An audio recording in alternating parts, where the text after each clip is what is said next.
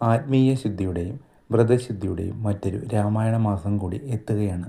പ്രകൃതിയും മനുഷ്യനും ഒരേപോലെ ആത്മീയ ശുദ്ധി കൈവരിക്കുന്ന ഈ പുണ്യമാസത്തിൽ ജീവിതത്തിൽ അടുക്കും ചിട്ടയും വരുത്താനും സാധിക്കും.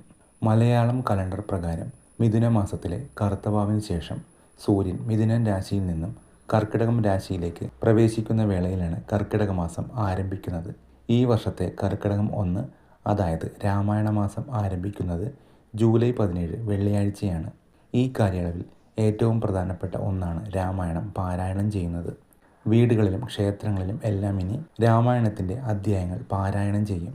ആത്മീയ ശുദ്ധി കൈവരിക്കുന്നതിന് ഏറ്റവും പ്രധാനപ്പെട്ടതും ഗുണകരവുമായ ഒന്നാണ് രാമായണം പാരായണം ചെയ്യുന്നത്. ഓരോ ദിവസവും വ്യത്യസ്തമായ അധ്യായങ്ങളാണ് പാരായണം ചെയ്യുന്നത്. ചിട്ടയോടെ വായിച്ചു തീർത്താൽ 30 ദിവസം കൊണ്ട് പൂർണ്ണമായും അത് വായിച്ചു തീർക്കാൻ സാധിക്കും. 1-ാം ദിവസം രാമായണ മാഹാത്മ്യത്തിലാണ് തുടങ്ങേണ്ടത്.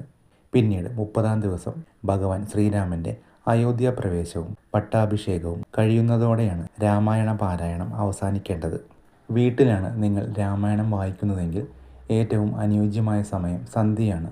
സന്ധ്യയ്ക്ക് 7 മണി കഴിഞ്ഞ് 10 മണി വരെയുള്ള ദുർഗായാമത്തിൽ വായിക്കാം. എന്നാൽ ക്ഷേത്രത്തിൽ ഇത് വ്യത്യസ്തമാണ്. പ്രധാനമായും ശ്രദ്ധിക്കേണ്ട കാര്യം, ഒരിക്കലും തെക്കോട്ട് തിരിഞ്ഞിരുന്ന് വായിക്കരുത്. രാമായണം വായിക്കുമ്പോൾ മുന്നിൽ നിലവിളക്ക് കത്തിച്ചു വെക്കണം.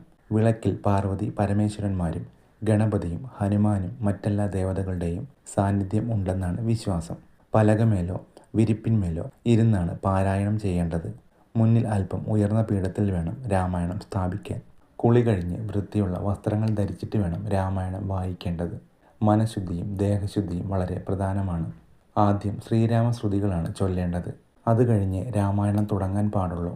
വാൽമീകി, തുഞ്ചത്തെഴുത്തച്ഛൻ, ഗുരുക്കന്മാർ, ഗണപതി, സരസ്വതി, പാർവതി, ശ്രീ മഹാദേവൻ, വിഷ്ണു, ഹനുമാൻ എന്നിവരെ സ്മരിക്കുകയും ചെയ്താൽ അത് ഏറ്റവും ഗുണകരമാണെന്ന് വിശ്വസിക്കപ്പെടുന്നു. രാമായണത്തിലെ ഓരോ അധ്യായങ്ങൾ വായിച്ചു തീർക്കുമ്പോഴും അതിനനുസൃതമായി നമ്മുടെ ജീവിതത്തിൽ പല ഗുണകരമായ ഫലങ്ങളും കൈവരുമെന്നാണ് വിശ്വാസം. മനുഷ്യൻ്റെ ജീവിതത്തിലെ എല്ലാ കാലങ്ങളും രാമായണത്തിൽ ഉൾപ്പെട്ടിട്ടുണ്ട്. അതിനാൽ തന്നെ ഇത് പാരായണം ചെയ്ത് കഴിയുന്നതിലൂടെ ആത്മീയമായും ദൈവികമായും ഒരു ശുദ്ധി വരുമെന്നാണ് പറയപ്പെടുന്നത്.